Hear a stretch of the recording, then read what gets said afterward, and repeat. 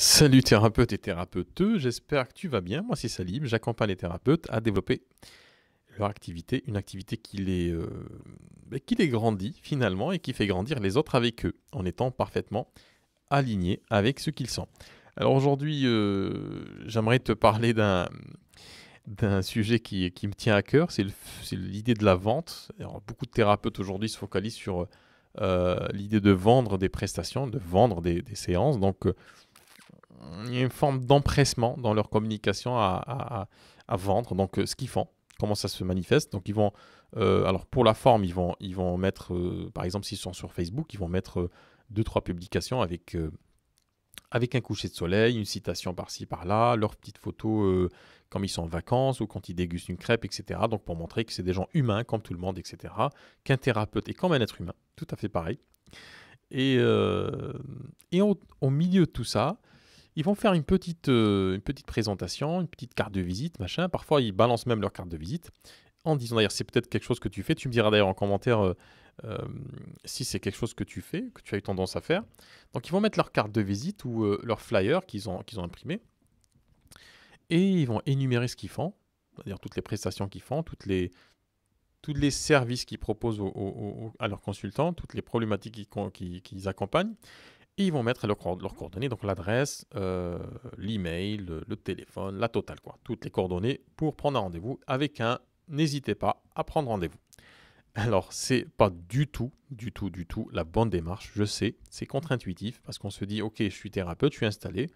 Le plus simple, c'est il faut que je donne de mes coordonnées aux gens pour qu'ils prennent rendez-vous. Sauf que les gens, de manière très générale, et quand je dis les gens, je m'inclus dedans, je t'inclus aussi dedans, on est des gens. Nous, les gens, euh, surtout sur ces problématiques-là très personnelles, quand on a un souci, qu'est-ce qu'on fait? On procrastine énormément. On ne va pas forcément aller droit au but. On va essayer de se bricoler des petites solutions soi-même, de se dire, OK, je vais me débrouiller moi-même. Ou sinon, on va se dire, parce que c'est l'égocentrisme, l'ego humain, l'ego ou la peur de se voir dans une incohérence, la peur de se voir comme une victime ou comme une personne fragile. Donc on aura tendance à soit se bricoler des solutions soi-même, soit à mettre un couvert, voilà, fermer la cocotte, bien fermée, et puis se dire non mais il n'y a pas de souci, je gère. Alors t'imagines une personne qui est dans le cas ou dans un cas ou dans un autre, que fait cette personne-là quand elle tombe sur un thérapeute qui lui balance ses cartes de visite à la figure, littéralement, et qui lui dit prends rendez-vous. Tu comprendras facilement que cette personne-là n'aura pas envie de prendre rendez-vous, parce qu'elle se dit déjà, t'inquiète, je gère. Alors, comment faire avec la majorité des gens sont comme ça, hein. Tu auras toujours un public qui est beaucoup plus averti, qui va, par exemple, si aujourd'hui tu es praticien en hypnose, tu auras des personnes forcément qui connaissent l'hypnose et qui connaissent tous les bénéfices de l'hypnose. Ils ont peut-être juste quelques objections sur comment se déroule une séance. Donc, ces personnes-là, tôt ou tard, elles vont passer à l'action, elles vont prendre rendez-vous. Par contre, pour les 99,999% des personnes qui ne connaissent pas ta pratique et qui ne savent même pas qu'il y a des solutions à leurs problèmes, qui parfois ne savent même pas qu'elles ont un problème parce qu'elles considèrent que c'est comme ça, c'est normal, hein, c'est la vie, il faut s'y faire, etc. Elles se sont faites une raison et elles compensent par ailleurs par autre chose. Donc il y a une petite mécanique dans leur vie, il y a un petit écosystème qui fait que vont pas se bouger. Qu'est-ce qui fait que tu vas vendre entre guillemets à ces personnes-là tes prestations? Qu'est-ce qui va t'aider concrètement à créer du lien avec ces personnes, à percer leur défense, leur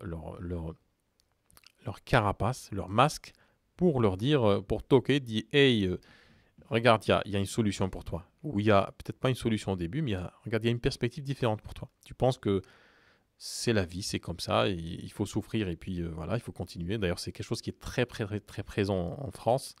L'idée de la souffrance, il faut souffrir, il faut en baver pour être heureux.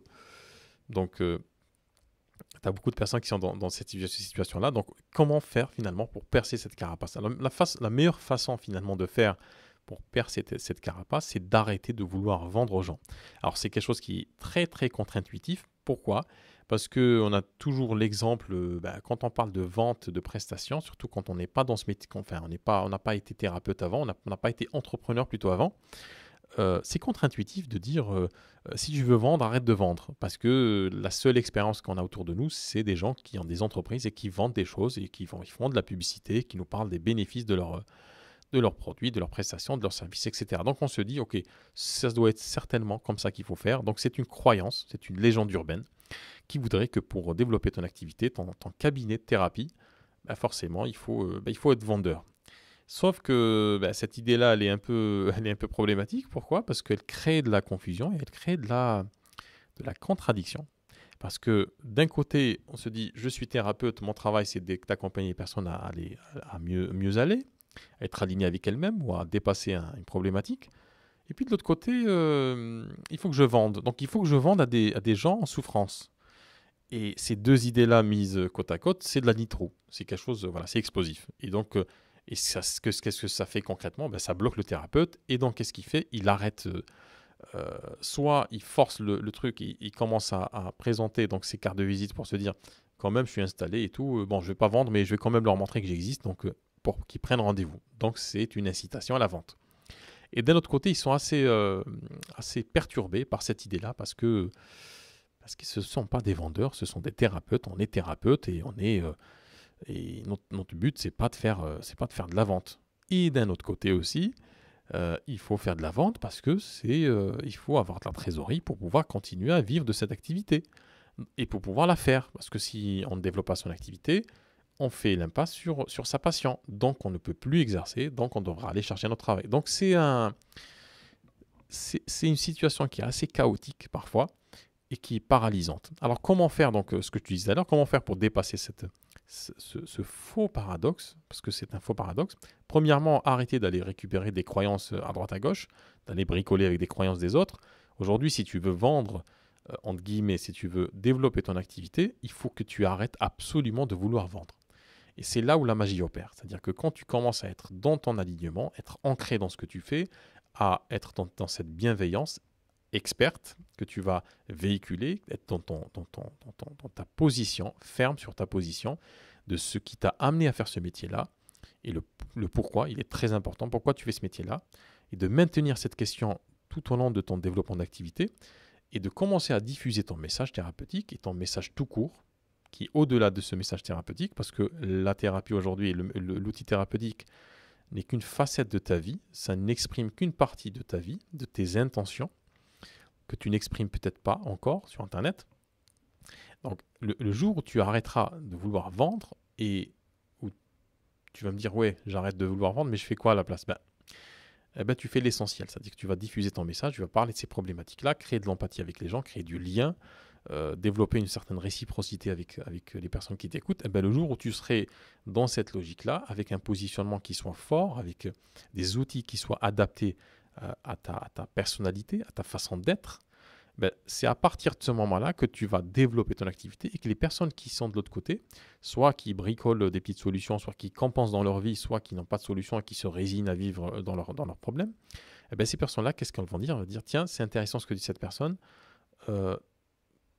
Humainement, c'est attirant, voilà, c'est magnétique. On ne met pas la personne en face qui est réfractaire au changement. On est tous réfractaires au changement d'une manière ou d'une autre.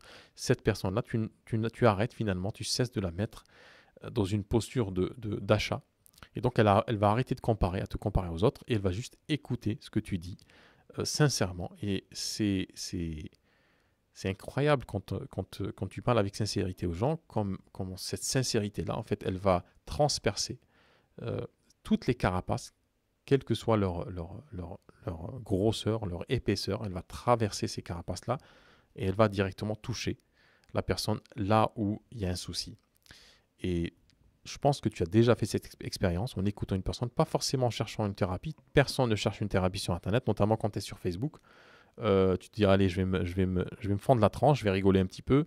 À aucun moment où je vais m'informer, à aucun moment tu te dis, ok, je vais aller sur Facebook. Tiens, je vais aller sur Facebook pour trouver un thérapeute et prendre rendez-vous. Personne ne fait ça. Aucune personne ne fait ça. Pourquoi les gens font sur Facebook? Pour créer du lien, pour être en contact avec d'autres personnes, pour s'informer, c'est-à-dire pour tisser du lien, parce que c'est un réseau social. Donc pour être dans cette sociabilisation, on va dire. Et les personnes qui sont dans cette sociabilisation, dans cet état d'esprit-là, ne sont pas là pour chercher une thérapie, pour prendre rendez-vous. Par contre, s'ils tombent sur un compte ou une communication d'un thérapeute ou d'une thérapeute qui leur parle non pas de la thérapie ou de la vente d'une potentielle offre d'accompagnement, mais plutôt à résoudre, en fait, qui s'évertue à essayer d'éclairer les personnes qui écoutent sur certaines problématiques, de les éduquer sur certaines problématiques, de les informer, de partager son expérience émotionnelle avec eux, ça change complètement la donne et les personnes commencent à... En fait, il y a une brèche qui s'entrouvre et puis cette personne commence à se dire, tiens, c'est intéressant ce que dit cette personne, j'y ai pas pensé ou j'y ai jamais pensé de cette façon-là. C'est peut-être, c'est une piste, c'est peut-être là qu'il faut que j'aille. Et donc, tu vas mettre les gens dans une posture complètement différente. Et en fait, en arrêtant de vouloir vendre coûte que coûte, finalement, c'est là où tu vas commencer réellement à vendre. Parce que l'argent, parce que c'est le sujet d'ailleurs, quand tu veux vendre, c'est que tu veux vendre pour avoir de l'argent, contrepartie financière. L'argent, finalement, il ne vient pas. Si ta préoccupation, c'est l'argent, ça se ressent dans tes communications, dans tout ce que tu fais. Et si ta préoccupation, c'est d'aider, c'est d'accompagner les gens déjà sur Internet à changer de perspective sur la problématique, ça change complètement les choses. Et les gens seront dans une posture si différente que la question d'argent devient secondaire et que s'ils entrevoient en fait dans ce que tu fais, dans ce que tu dis, une solution à la problématique, l'argent devient secondaire. Donc l'argent devient secondaire pour eux et pour toi. Il va couler à flot, il va arriver vers toi cet argent-là comme une conséquence, non pas comme une cause première, mais comme une conséquence logique et simple et cohérente à ta démarche toi-même. Voilà ce que je vais te dire dans cette aujourd'hui. Si d'ailleurs, dis-moi en commentaire si c'est quelque chose qui te parle, hein,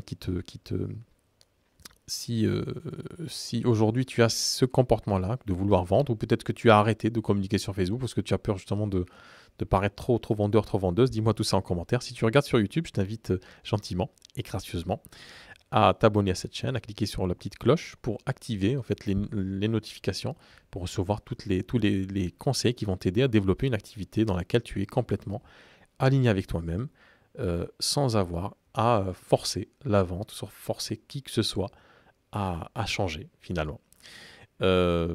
Avant de terminer, si tu as envie aujourd'hui de travailler sur ces questions-là, si tu veux développer ton activité et arrêter et trouver finalement ton potentiel, parce qu'il existe dans la communication, ton propre potentiel, ta propre singularité, que tu as envie aujourd'hui d'exprimer cette singularité dans le développement de ton activité, concrètement, avec des outils et des stratégies viables et personnalisées, Impact Illimité, le programme Impact Illimité est fait pour toi. Je te donne toutes les informations sur www.impactillimité.fr. Je t'ai préparé d'ailleurs un atelier d'1 heure où je t'explique comment je fais concrètement pour cheminer sur ce chemin de redécouverte de soi et de la redécouverte aussi des autres. Et sur ce, je te dis à très bientôt dans les commentaires. Allez, prends soin de toi. Ciao.